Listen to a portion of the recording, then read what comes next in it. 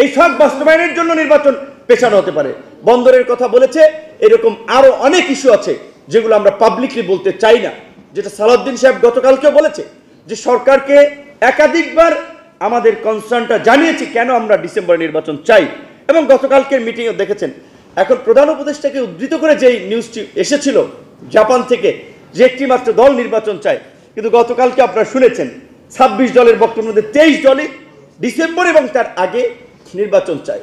এর আগের caretaker government 3 মাস election করেছে।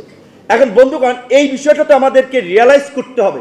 আমি বলছি, আমি ব্যক্তিগতভাবে ডক্টর ইউনূসের প্রতি একজন মহাচ্ছন্ন ব্যক্তি।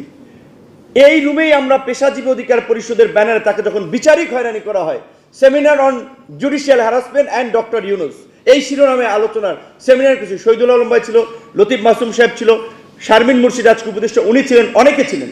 কিংবা ওনাকে যখন হেনস্থা করা হয় আমরা তার প্রতিবাদ করেছি, মশাল মিছিল করেছি, কারণ তিনি একজন সম্মানিত নাগরিক। তার প্রতি সম্মানে কিন্তু আমাদের বিন্দুমাত্র কমতি নেই, কিন্তু রাষ্ট্রের বৃহত্তর স্বার্থে এখন আর আসলে আমরা বিশেষ করে তার সরকারকে দীর্ঘায়িত করার পক্ষে আমরা থাকতে পারছি না। সেই ক্ষেত্রে আমরা মনে করি এই যে বাজেট দেওয়া হয়েছে আপনারা দেখেছেন, এখন বাজেট নিয়ে কি বলবো, রাজনৈতিক সরকার তারা তো ওইভাবে তাদের যে দুর্বল অবস্থা, তাদের যে ভঙ্গুর অর্থনীতি, তারা চাইলেও ভালো বাজেট দিতে পারবে না।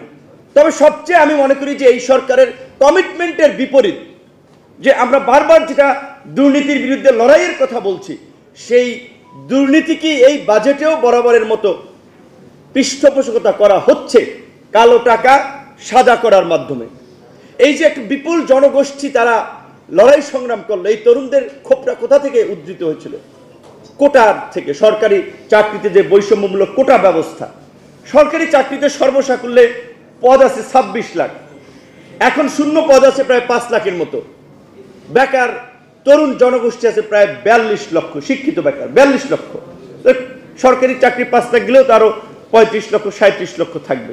তো এই যে উচ্চ শিক্ষিত তরুণ, তারপরে আরো যে আপনার 100 কোটি তরুণ রয়েছে যারা আইএলওর ভাষামতি যে সপ্তাহে 1 ঘন্টাও কাজ করে না, যাদের বয়স 15 থেকে 29 বছরের, এই তরুণদের জন্য এই অভ্যুত্থান পরবর্তী তারুণ্যের বিপ্লব পরবর্তী সরকারের বাজেটে সেরকম কোনো দিক নির্দেশনা, কর্মসংস্থান সৃষ্টি, লালাভাই যেটা বলেছেন শিল্পায়ন, কিংবা আমাদের এই সরকারের আরেকটা বিষয় দেখেন, সবচেয়ে বাংলাদেশের অস্তিত্বের জায়গা এগ্রিকালচার বেস কান্ট্রি, কৃষি উপদেষ্টার দায়িত্ব দিয়েছেন হোম মিনিস্টারকে।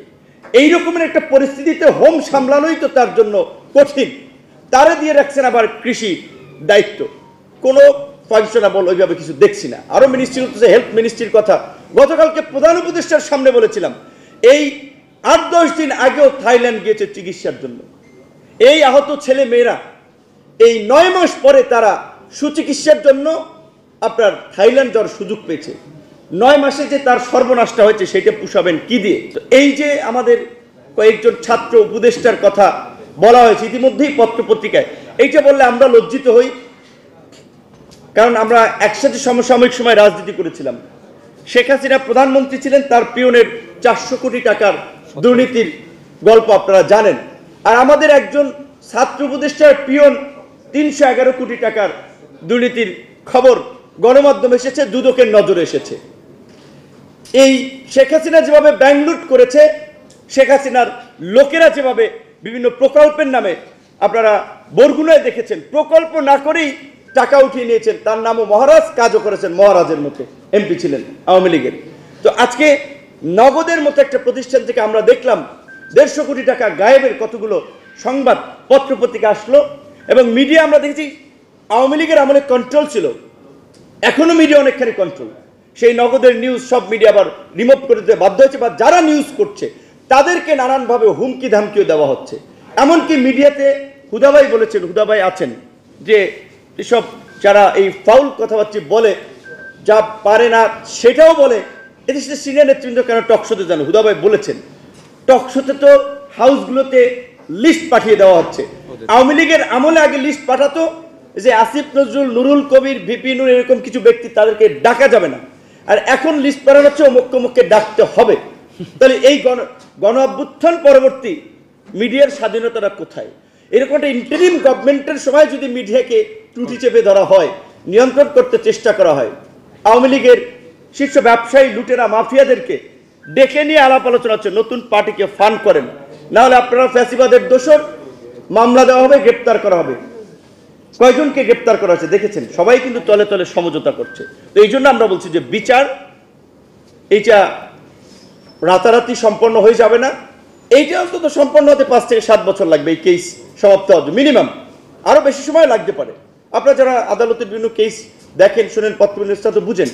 আর সংস্কারের প্রশ্নে ইতিমধ্যে এটা ঠিক যে বিএনপির বাইরেও আমরা 31টি রাজনৈতিক দল, গণতন্ত্র মঞ্চের মান্না ভাই সহ শীর্ষ নেতৃবৃন্দ আছেন, 12 দল, সমমনা জোট, ইসলামিক দল, অনেকগুলো দল মিলে আমরা এই নির্বাচনের আগেও একটা সংস্কার কর্মসূচি দিয়েছিলাম। যদিও আমরা মনে করি এই অভ্যুত্থান সেটার মাত্রাকে অতিক্রম করে গেছে, এখন একটা ব্যাপক মাত্রার সংস্কারের যে চাহিদা তৈরি হয়েছে সেটার দিকে আমাদের মনোযোগ দেওয়া দরকার, সেটার সাথে থাকা দরকার।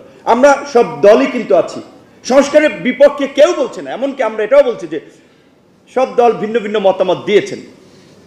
আপনারা আম্পায়ারের জায়গা থেকে, রেফারির জায়গা থেকে কিছু সিদ্ধান্ত আপনারা নেন, সেটাতে আমরা সমর্থন করব। এখন বাস্তবায়ন করুক, আমরা তো সেটাই চাই। সুতরাং সংস্কার এবং বিচার এবং সংস্কারকে নির্বাচনের মুখোমুখি করে নির্বাচন পেছানোর কোনো সুযোগ নাই।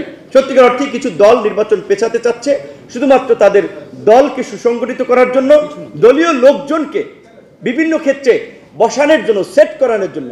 কাজে এই কারো ব্যক্তি স্বার্থ, দলীয় স্বার্থের জন্য আমরা দেশ এবং জাতিকে একটা সংকটের দিকে তো ঠেলে দিতে পারি না।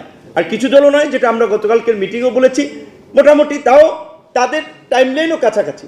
তো জামাতের মতো দলও কিন্তু ওই মে জুনের কথা রেফারেন্স করে যেটা বলেছে নির্বাচন সম্ভব নয়, সেক্ষেত্রে ওই ফেব্রুয়ারিকেই কিন্তু বুঝায়। সেক্ষেত্রে বলা চলে এই তাও 2-3টা দল ব্যতীত সব দলই এখন এই দ্রুত সময়ের মধ্যে, বিশেষ করে ডিসেম্বর কেন্দ্রিক নির্বাচনের লাইনই আছে। আমাদের পরিষ্কার কথা, আজকের এই সমাবেশ থেকে আমরা, এই গতকালকে মিটিং হয়েছে, আজকে জাতীয় ঐক্যমত্য কমিশনের আলোচনা হচ্ছে, প্রধান উপদেষ্টা যেটা আমাদেরকে 6 মাসেও নির্বাচনের রোডম্যাপ সম্পর্কে জানান নাই। আইদের রেফারেন্সে সেটা বিবিসি, রয়টার্স, নিউ ইয়র্ক টাইমসে নিউজ হবে। এইটা কি সরকারের কাছ থেকে আমরা প্রত্যাশা করেছিলাম? এবং আজকে আপনারা বলছেন, বা অনেকে সোশ্যাল মিডিয়ার কারণে সহজে মানুষ বক্তব্য দিলে ভাইরাল হয়ে যায়, মিলিয়ন মিলিয়ন মানুষের কাছে পৌঁছে যায়। আর কিছু মানুষ কিছু ধর্মীয় সেন্টিমেন্ট মানে মশলার মতো মাখিয়ে চটকদার গরম গরম কথা বলে মানুষকে নানানভাবে বিভ্রান্ত করছে। আজকে অনেকে বলছে যে এনসিপিকে বোধহয় ক্ষমতায় নেওয়ার জন্য, ক্ষমতায়িত করার জন্য বোধহয় সরকার নির্বাচন পেছাতে যাচ্ছে। প্রকৃত অর্থে সেটা না।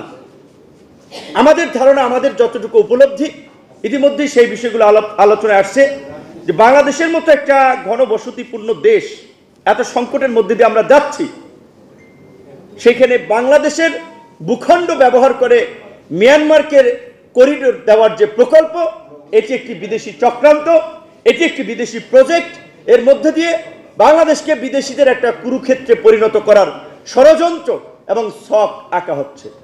এই বিপ্লবী স্পিরিটের জন আকাঙ্ক্ষার বাস্তবায়ন সম্ভব নয়। সেখানে আমরা শুরুর দিকে বলেছিলাম যে পার্থ ভাই যেটা বলে গিয়েছেন যে অন্তত যারা রাজনীতি বোঝে এই রকমের 4-5 জন মানুষকে আপনারা নেন। আজকে আপনারা দেখেন যে এই উপদেষ্টা পরিষদ, বিনয়ের সাথে, উইথ ডিউ রেসপেক্ট, তাদের প্রফেশনাল জায়গায় তাদের পাণ্ডিত্য আছে, আমরা সম্মান করি। 5টা লোক দেখাইতে পারবেন যারা রাজনৈতিকভাবে ভালো একটা ম্যানেজারিয়াল ক্যাপাসিটির তাদের আছে, রাজনৈতিক দলগুলোর সাথে, সরকারের সাথে একটা সংযোগ তৈরি করে, একটা সমন্বয় করে এই সংস্কার, বিচার এবং নির্বাচনের পথে বাংলাদেশকে নিয়ে যেতে পারবে। বরঞ্চ সরকারের কিচেন ক্যাবিনেট হিসেবে পরিচিত কিছু উপদেষ্টারা ক্ষমতাকে কুক্ষিগত করার জন্যই ষড়যন্ত্র করছেন, নাটক সাজাচ্ছেন যে প্রধান উপদেষ্টা পদত্যাগ করবেন, যেটা পার্থ ভাই বলেছেন। অবশ্যই প্রধান উপদেষ্টা যদি পদত্যাগ করেন, সর্বোচ্চ সিনিয়র নেতৃবৃন্দ তাদেরকে ডেকে তার এই অস্বস্তির কথা বা জানাতে পারেন, রাজনৈতিক দলের শীর্ষ নেতাদেরকে ডেকে জানাতে পারেন। আমাদেরকে তো এর আগেও 4 বার ডেকেছেন। নাহিদের কাছ থেকে আমাদের কেন শুনতে হবে? এবং নাহি গিয়েছে চিকিৎসার জন্য। এই আহত ছেলে মেয়েরা এই 9 মাস পরে তারা সুচিকিৎসার জন্য আপনার থাইল্যান্ড যাওয়ার সুযোগ পেয়েছে। 9 মাসে যে তার সর্বনাশটা হয়েছে সেটা পুষাবেন কি দিয়ে? একেবারে এই অরাজনৈতিক সরকারের উপদেষ্টা পরিষদের এই উপদেষ্টা মণ্ডলী দিয়ে